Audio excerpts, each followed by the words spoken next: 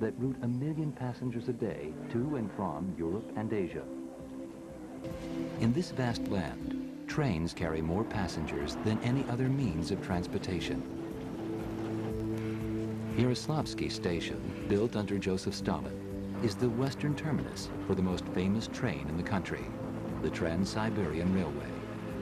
It makes 45 stops over an 8-day trip that runs 6,183 miles over, across, and through a continent synonymous with frigid temperatures and impassable terrain. Along the way, it is everything a train can be: a school bus, a taxi, a job. Most of all, it is an essential link to villages like Litsvyanka on the fringe of civilization in the heart of Central Asia. To the people who depend on this train, there is nothing extraordinary about the sight of tracks and tunnels carved through the sheer granite cliffs that rise 1,500 feet above Lake Baikal, where ice lingers till May and temperatures drop to -40 in February. The railroad has been here since 1905. No one remembers life without it. Like a heartbeat, it is quietly taken for granted. Yet a century ago, it was virtually unthinkable that a train would unite Europe and Asia. Here, the terrain and climate are treacherous, the job was enormous, and the costs were staggering. The modern-day equivalent of $50 billion, nearly twice that of landing a man on the moon, to build a railroad through a land just as desolate. In spite of the obstacles, by the end of the 19th century, it was a national imperative to build it. It sometimes took years for messages and edicts and plans to reach the farthest edges of their empire. Without lines of communication, without an effective internal telegraph system, without a railroad system, Russia was at a serious disadvantage. The country occupies the largest area on Earth. It stretches from St. Petersburg to the Pacific. It is wider than the breadth of the United States and Canada combined, but only wagon trails had linked it to the capital. Russia needed a railroad to command and control its vast Asian territories.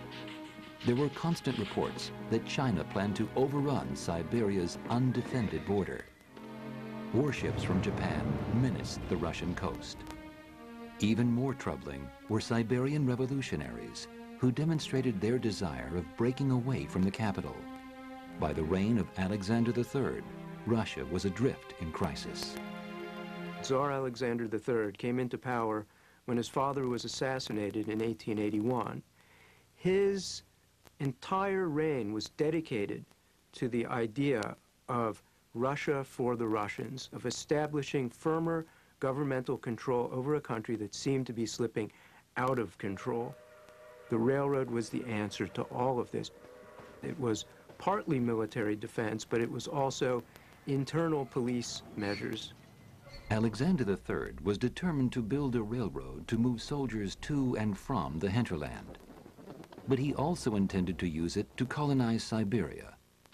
Just as the American Transcontinental Railroad had tamed the West, Russia would tame the East.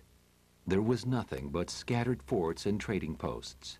Few people lived here except convicts in exile and Stone Age tribes. The Tsar wanted the same success as America's Transcontinental Railroad, but had none of the economic foundation. One of the most profound disadvantages that Russia faced in this project was a lack of entrepreneurial tradition. This was not a challenge of technology. They didn't have to invent anything new. It was a challenge of financing and organization. Russia was a feudal society. Its railroad building experience was limited to a few hundred miles of track with antiquated trains.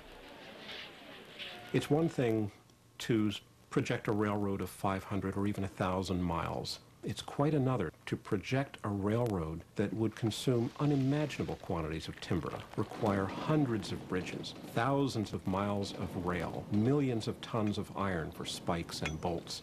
Even running a few trains daily on a line 6,000 miles long is going to require thousands of cars, hundreds of locomotives, and training a workforce in a country that didn't have a great reservoir of mechanical talent. No railroad in Russia or the world is as long or as complicated as the one called for in the Trans-Siberian. It had to cross 3 of the world's largest rivers, the world's largest forest, the world's largest lake, in the world's worst climate. Much of the railway was built on permafrost. It is rock solid most of the year, but melts into craters under the stress. They must also tunnel through a mountain chain. Overall, there are countless bridges over ravines and rivers. The Trans-Siberian Railroad was simply one of the most grandiose enterprises of the 19th century, maybe of all of modern history, more costly than any other peaceful undertaking in the history of the modern world. Alexander entrusted the Committee of Communication with the task of planning the railroad. But the committee was stymied. They advised the Tsar against it. They didn't see that the government could afford to build this railroad, and they were right. There wasn't a labor force of an adequate size in isolated Siberia. There weren't steel mills in Siberia to supply the railroad. There weren't supplies of coal. Impossible or not, the Tsar was determined to have a railroad. When the committee told him it couldn't be built, he dissolved the committee, then entrusted Sergei Witte, the builder of the 600-mile Odessa line, to build the 6,000-mile Trans-Siberian. But the Tsar was naive to think a royal temper could assure success. A railroad is much more than trains and track. It's not a thing. It's nothing that a Tsar can call into being and then expect to work like some machine that you throw a switch and it goes forward. It's a complex interaction of human beings and parts and pieces extending over thousands of miles. The longest railroad in the world today and the biggest project of the 19th century began in a cloud of bureaucratic fear. While planners searched for a miracle to build it, the Tsar boasted it was Russia's road to power, the start of a new era of peace and prosperity. The fact was, it would provoke a war and nearly bankrupt the country. As the century ended, many wondered if the railroad was worth its enormous expense, nearly 2/3 the state budget, or if it was just a desperate gamble of a dynasty in its waning days to stay in power.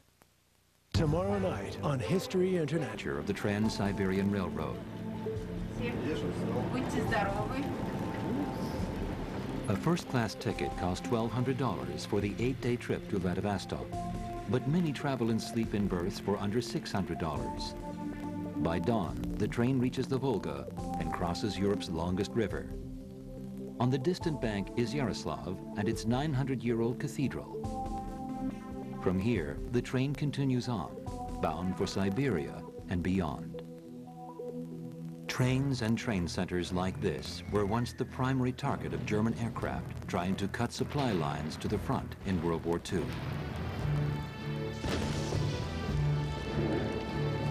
But Yaroslav and the Trans-Siberian were spared because they were out of range. In war, distance protected the train. Yet in building it, distance nearly destroyed it. Its remote location and sheer length drove the costs so high, the project was almost derailed before it began. I'm sure that the Russians wanted to emulate the best. But as they began to price out this huge, long thing, which was maybe 3 times longer than any transcontinental railroad ever built before, it quickly became apparent they'd bankrupt the treasury and only get halfway. In St. Petersburg, the Railroad Committee was grappling with the most difficult detail of all, money. Sergei Witte, the project's point man, had to find a way to build the world's longest railroad on a budget. He had no alternative but to cut the costs of materials and labor and collapse the project's time to completion. The best railroads used a double track made of steel rails that weighed 90 pounds to the yard. He would have to build a single line instead, with rails made of iron that only weighed 49 pounds. The measure reduced costs 75%. Next, Timber, not stone and steel, was to be used in all but the widest river crossings. The work had to be done by hand. There was no money for dynamite or machines, and there could be no costly surveys. The royal directive was, just do it. The government was so desperate, it was almost policy to get it done as quickly as possible, as cheaply as possible, but at the same time, whatever it took was the rule. In March 1891, church bells heralded the 10th anniversary of Alexander's ascension to the throne. It was also the day the Tsar marked to start building the railroad, ready or not. In Vladivostok, the Tsarevich Nicholas arrived to shovel the first spade full of dirt, then attended a gala celebration honoring the project's engineers. Amid music and champagne, the railroad was underway. Back at the capital, Witte mapped out the master plan to complete the railroad within 10 years, as the Tsar had ordered. With the construction season limited to 4 months by the sub-zero winters, Witte had 40 months to build 6,000 miles of track, or 150 miles a day. The prospect was impossible, so he borrowed an idea from Canada's Transcontinental Railroad to build in sections simultaneously. Witte broke the Trans-Siberian down into 6 parts, intending to build them all at once. If all went according to plan, he only needed to build about 25 miles of track per month on each section to succeed. To further speed the project, he scheduled bridge and tunnel construction in winter, when crews wouldn't have to pickaxe frozen earth. The first segment to get started was the Ussuri line, joining Khabarovsk to Vladivostok on the Pacific coast. It was the country's most urgent link. The army needed the train to shuttle soldiers along the Pacific coastline to guard against invasion. Supply ships reached the distant crews after a 40-day voyage from the Baltic to the Pacific. There were horrendous delays, but the real problem was labor. Native Siberian tribes refused to work, calling the railway the Iron Scar. Officials tried to recruit workers from Russian cities, but none were enticed by the offer of free room and board and 12 cents a day to work in Siberia. The government was desperate for able-bodied men. When we built our transcontinental railroad right after the Civil War, a lot of guys are, mustered out looking for employment. And wages weren't too bad. But in Siberia, you can't afford to pay these people a lot. So you end up with a lot of people, I think, that were either prisoners or economically conscripted. The bulk of the workforce was Russian convicts. They were barefoot in summer and dressed in thick layers for the spring and fall. A shaved right head indicated a murderer. Beside convicts are free men from China, Persia, and Turkey. The pay was 12 cents a day. Stonemasons recruited from Italy earned $1. Other than work, the men either ate or slept. The food was dismal. Cooks slaughtered pack animals too weak to work to make stews of mule and horse meat. At night, men slept in tents or crude bunkhouses. The convicts were shackled to wheelbarrows to prevent their escape. At first light, everyone was back to the tracks until dark, usually at 10 p.m. in the northern latitudes of Siberia. The routine was repeated until the winter suspended work till spring. In the chains of Siberian prisoners, the railroad found the miracle it needed. The enemies of the state became the builders of the state's most important undertaking. Motivation consisted of unshackling a prisoner and taking a day off his sentence for a day of labor. They were actually paid fairly well, and they were fed fairly well, and conditions were much better working on the railroad than they were rotting away inside of a prison. Shackles or not, the prisoners often slipped into town, bringing outrage from the local governor for the mayhem they caused. But the railroad officials were less concerned with conduct and more troubled by the fact that they needed more bodies to work every hour of daylight to the maximum. Imperial soldiers were ordered into service, but refused to work beside criminals and went on strike. Finally, the government invited 15,000 coolies from China. The government's motley labor force pushed on. Construction moved at full speed, but by late spring, it was completely disrupted. The initial surveys failed to reveal a critical detail. The melting rivers, fed by tons of winter ice and snow, had overrun their banks by as much as 15 miles. In many cases, the engineers who were assigned to survey this 5,000 or 6,000 miles through what was often a trackless wilderness apparently often would decide that they just really didn't have the time to run every line and figure out every curve, so that in many cases the surveys were, shall we say, imaginary, lines drawn on maps without an engineer ever setting foot in that particular forest or that particular step. Well, by the time the track layers get there, they encounter features like rivers or streams or hills that the surveyors had overlooked because they'd never been there in the first place. The crew hammered away at the route's 470 arduous miles. But there were more obstacles. The floods turned into swamps that bred disease. Siberian anthrax decimated the pack animals. Mosquitoes transmitted fevers that incapacitated hundreds. Worst of all was an insect barely visible to the human eye. The Siberian gnats alone would be enough to make most modern human beings go crazy. They were thick, unrelenting. They would get into your clothes. They were a combination of vicious flea and nasty mosquito rolled up into one, and there were billions of them. It became the practice of Siberian railroad workers to literally dress themselves in netting. Whatever the challenges, Witta's plan was succeeding. The real problem was still the old problem: money. Even with cost cuts, the project needed more. To raise more funds, he kept the news about the railroad's difficulty and delays a state secret. The Trans-Siberian was accompanied by a major propaganda campaign at the world's fairs of the day, especially intended for French and other foreign investors to see that the country was coming alive. Investors heard the government stress all the financial advantages of a railroad linking Europe to Asia.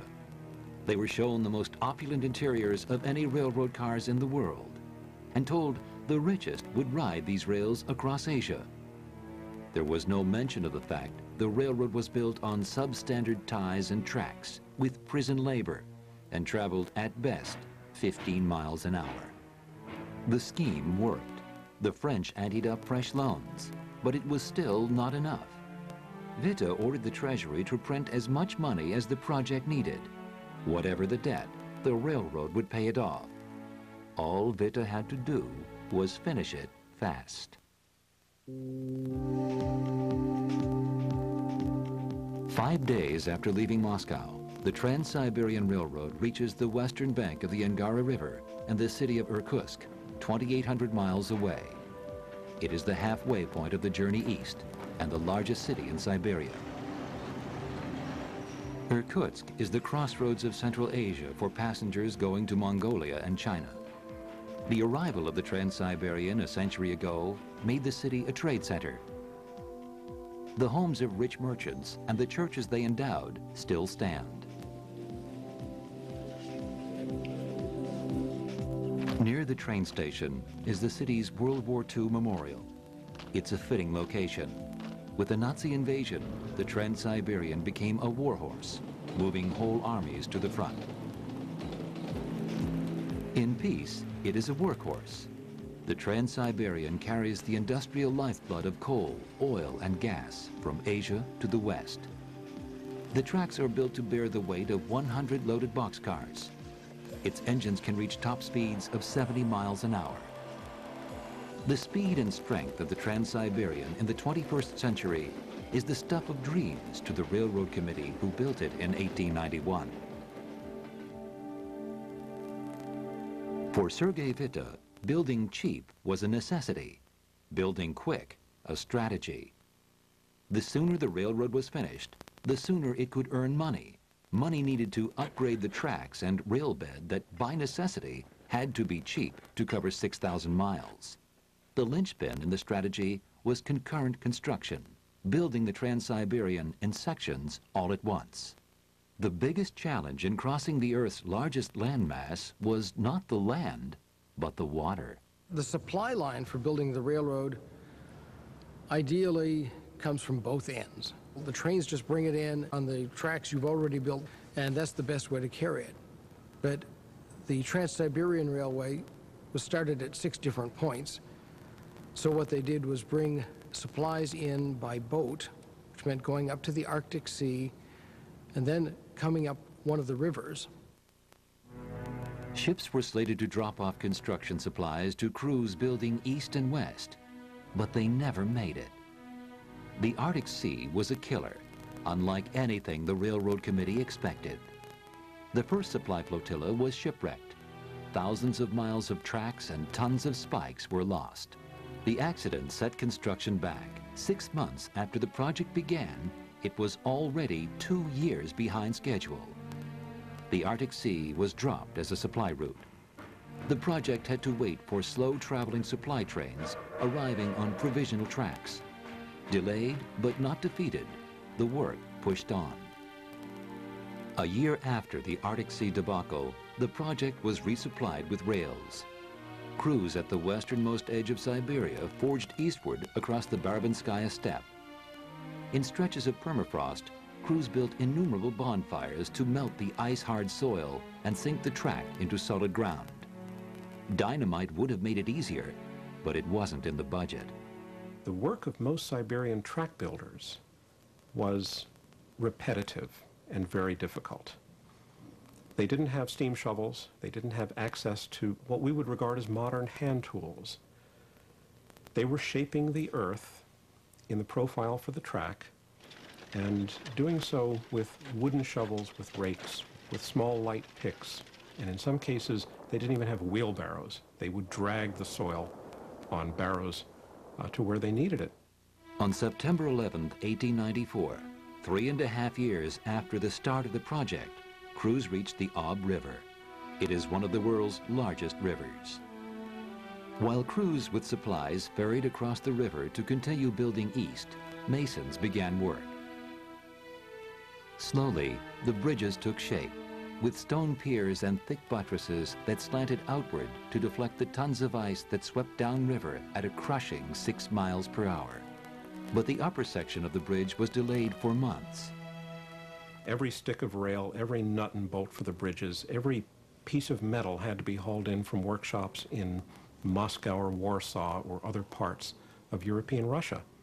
The bridge beams, bearings, and rivets were packaged into hundreds of boxcars and shipped over months like pieces of a puzzle. The supply trains traveled at speeds no better than a walking pace. Bridge construction took place through the winter. It was a ruthless schedule with deadly consequences. But you've got problems there with working in the extreme cold. Even with gloves, your hands get cold. You step back to do something and you miss your step on this bridge. You grab for something and it's not there, or your hand isn't working. All of a sudden, there you are down in the river. And it's not a gentle splash that season of the year, it's a thud. The Russians stoically accepted the loss of 10 men for every river crossing and pushed on. After the bridge was finished came the real dangerous job, testing it. Engineers drove 4 locomotives with 4 loaded freight cars halfway across the span. Barring its collapse, they remained there for 2 hours while structural bend was measured. Then they crossed back and forth, first slowly, then to 15 miles per hour. The Ob River Bridge held. Siberia had made a joke out of building quick. Vast distances and harsh seas had stalled the supply lines. It also brought out the worst of engineering based on economy. Typically, 3,000 ties were used to a mile, but the Trans-Siberian used 2,000 to save money. When combined with a light iron rail, the result was disaster. If you build a light railroad, you need lots of cross ties that hold it up. This light rail has to bridge from tie to tie, and you get an engine on it. It's going to sag and stretch. Also, Siberia has a very severe climate, and there's a temperature point at which steel becomes brittle, and they hit that in Siberia. So the rails just pop apart and crumble. The broken pieces of the railroad were patched back together and work resumed. Even a bad train, argued Witte, is better than no train. But in October, tragedy struck. Alexander III, the man who fired a committee for telling him the Trans-Siberian could not be built, died in a train derailment. Sergei Witte was made a scapegoat and forced to resign by his enemies. The railroad had lost its two greatest champions. It fell on Nicholas to complete his father's vision. The summer in Siberia is a gift of warmth and light. In Irkutsk, people spend long evenings by the Angara River, mindful that these are the best days of the year. In 6 months, temperatures will drop to 10 degrees below zero, and the sun will set at 3 o'clock. But winter is Siberia's defining season. For the train to succeed, it had to conquer the climate and sheer size of the continent. By the fall of 1898, it was better than halfway to victory. The Trans-Siberian reached Irkutsk in September 1898. 7 years after the project began, the largest city in Siberia was linked to the capital. The distance of 2,800 miles was longer than the American Transcontinental Railroad, but still less than halfway across Siberia.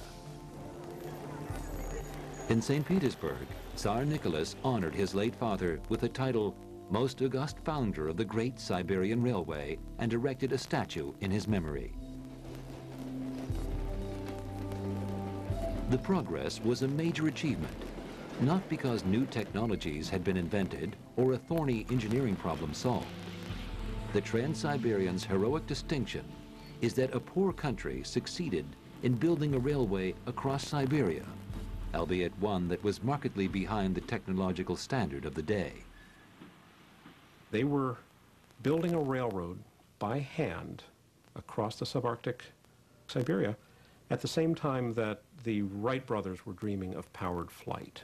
At the very same time that in the US, the New York Central Railroad exceeded 100 miles an hour. The Russians are aspiring to a railroad that would operate at 10 or 15 miles an hour, take several weeks to cross the continent.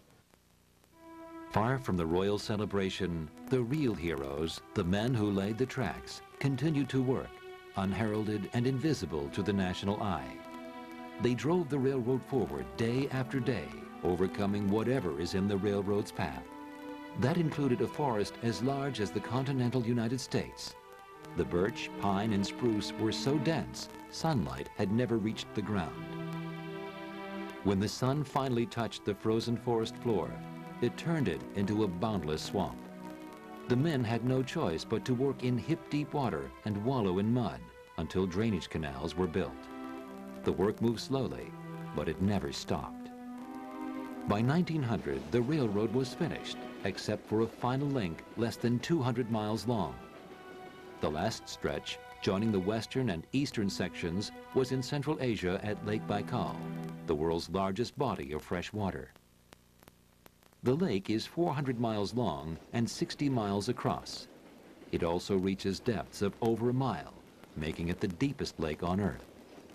Cliffs and mountains rim the southern and eastern shores like the teeth of a shark. The landscape was a construction crew's nightmare. Of the route's 6,000 miles, most had crossed Great Plains like the American Midwest or forests and swamps. But this section was pain and heartache embodied in every mile. Out of this terrain, crews had to blast a shelf wide enough for the tracks and tunnel through a mountain chain. The cost was $15 million, 6 times that of an average mile. The Railroad Committee's decision was unanimous. There had to be an easier way. The Railroad Committee decided to avoid the route through the mountains and build a train ferry to cross the waters of Lake Baikal. The idea is copied from the Americans. This is not an unusual thing to do. It was used a lot in the United States in the early days, even until the 1970s, to get trains across Lake Michigan to avoid the congestion of Chicago. But at Lake Baikal, what they did was propose a ferry to take the train across because they would be quicker than to build the line all the way around the south end of the lake. The vessel that would cross the lake was named the Baikal. It was designed and built in England, 297 feet long by 57 feet wide. It had twin propellers, an inch-thick steel hull reinforced by a 2-foot inner sheathing of timber, and a bow propeller to shear away ice. When the ship was finished, it broke through ice 4 feet thick. It was one of the biggest and most powerful train ferries in the world, built to carry 1,200 passengers, 28 fully loaded boxcars, and 12 locomotives at a speed of 13 knots. 3 rows of tracks rested above the ship's keel so a train could drive on and off the ferry. It was the one state-of-the-art item on the Trans-Siberian Railway. A smaller icebreaker and passenger ferry named the Angara was also built.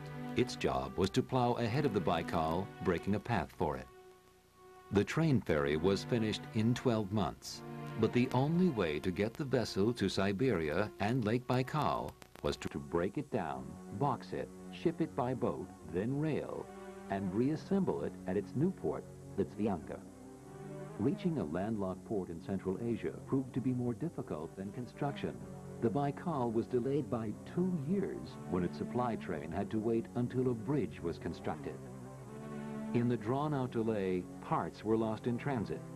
Then it was discovered that some ship pieces were too big to fit on the supply train and had to be rebuilt, causing a further loss of time. They had 15 boilers. The reason for that is that they couldn't have any one of these boilers any bigger than would fit on a railroad car to carry it down the track and get it to Irkutsk and finally get it to the place where the boat was being assembled. 3 more years passed before the ship was finally reassembled and put into service. But the waste of time was a minor inconvenience compared to what was in store for the Baikal. Perhaps one of the biggest surprises in all of Siberia was Lake Baikal. Even the Russians underestimated winter in Siberia, winter on Lake Baikal. The lake seemed to have a life of its own. It had its own weather, it had its own moods, it had its own hazards and its own beauties. Storms could come up almost instantly. Storms large enough to throw this immense car ferry, this iron boat, big enough to sail any ocean in the world, far enough off course and stop it in its wake. After 1 year on the lake, the Baikal proved itself useless. It was a total loss. In spring, summer, and fall, storms or fog constantly held the Baikal in port. In winter, it was unable to break through the ice. The hydrographers assigned to measure the thickness of the ice had drawn incorrect measurements. In the dead of winter, the ice rose to 9 feet, not 4. In futile desperation, men were sent onto the ice to hack a path for the ferry, but it was useless. This whole huge bloody ship slides up on top of the ice, fails to break through, slides back. I mean, it just flat doesn't work. And so passengers and cargoes and stuff are piling up at either side of the lake. You just physically can't get across. It's just, you know, a bloody, ill-conceived mess. Your whole railroad from Moscow to Vladivostok ceases to be able to run. Lake Baikal had the final word. The ferries were abandoned in a year, a frost-rimmed memento of Siberia's power over men and machines. The railroad committee had no alternative but to build a 162-mile track through the mountains and cliffs above the lake. The undertaking rivaled the most difficult stretch of track ever built. It required no less than 38 tunnels through sheer granite mountains. The only relief was that at long last, the Trans-Siberian was almost finished.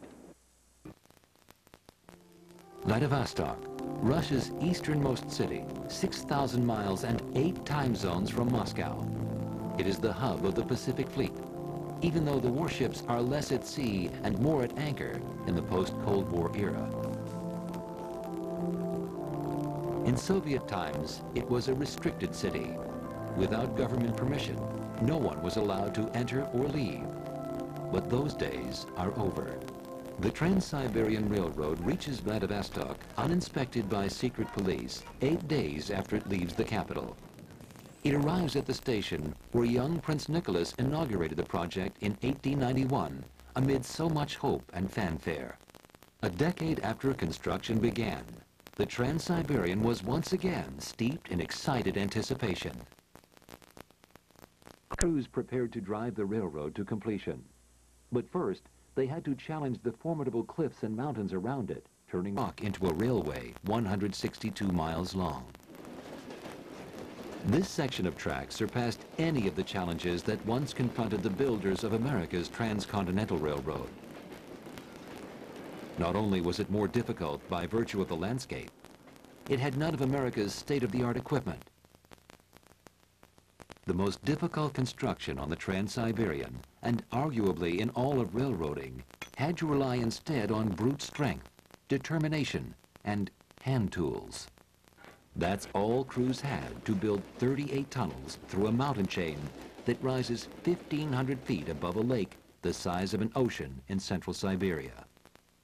Elsewhere in the world, at the beginning of the 20th century, tunneling was considered high technology. There were pneumatic drills, there were high explosives, there were tunneling machines invented in Europe and the United States that often made fairly short work of solid rock.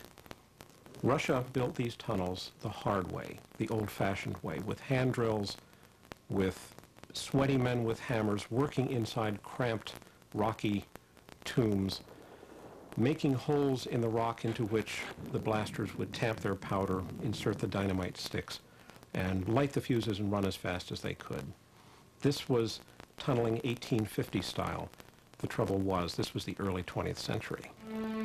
In spite of the hardships in building the link past Lake Baikal, the railroad inched onward to completion. Builders estimated the railroad's finale in the spring of 1904, 14 years after it began in Vladivostok. In St. Petersburg, Tsar Nicholas II eagerly awaited the train's successful completion with all the pride and excitement of a new father. With the last mile only months away, he prepared a celebration, boasting to a world audience that the railroad had bridled Asia in steam and iron at last. He also lavished the railroad in bravado, flaunting it as a tool of empire and bragging it marked a new era of Russian military prowess in the Far East. The Tsar would have been better off to say nothing at all. His unmeasured speech and lack of tact sparked a cataclysmic disaster. On February 8, 1904, Japan launched a sneak attack on Russia's Pacific coast to destroy the Trans-Siberian Railroad and break St. Petersburg's link to the east. The Japanese deliberately struck in the dead of winter when the train was most vulnerable. But to Russia and the Tsar's horror, the Trans-Siberian was not just vulnerable up and down its 6,000 miles. It was a death trap.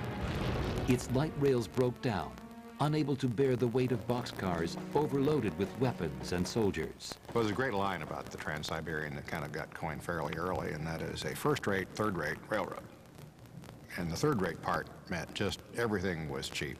They would begin to do the grading instead of a sturdy basis. You know, it'd be a pile of dirt, then cheap green wood for the ties, pretty cheap and soft iron for the rails.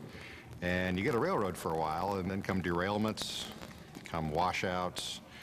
I mean, there was a derailment every few weeks. The policy of building quick and cheap was a disaster in the exigency of war. They built it, first of all, single-tracked to save money, with the result that during the war, they couldn't send troops to China at the same time that they were bringing wounded troops out of China. The lines were constantly clogged. Within 10 years of the initial construction, they began reconstructing the entire railroad. The war ended a year later in defeat for the Tsar and the railroad. The Trans-Siberian was blamed as one of the reasons for Russia's ignominious defeat. A painstaking process of rebuilding began. Finally, by 1916, the railroad was finished. Russia had its long-desired transcontinental railroad, but there was no celebration. Well, I suppose in one way you could call building this railroad like the 30 Years' War. It's a great dream. It obviously has lots of aspects of empire. But in the end, it becomes this connection between a nation whose geography is so vast that by the time they finally get to the end, a decade later, everyone is just exhausted. The railroad and the war depleted the national treasury. There was no capital to fund social programs, making bad times in Russia worse. It also prevented the government from modernizing the army. When World War I broke out, Russia was ill-equipped and suffered horrible casualties. The troubles at the front, its problems at home, led to an insurmountable crisis, and ultimately, the Russian Revolution. The promise of the railroad to bring peace and prosperity, once used to justify its enormous ambition, went unfulfilled. There was almost a utopian vision behind this railroad, that it would solve all of the problems of Russia, that it would bring Russia into the center of world trade, and none of it came to pass.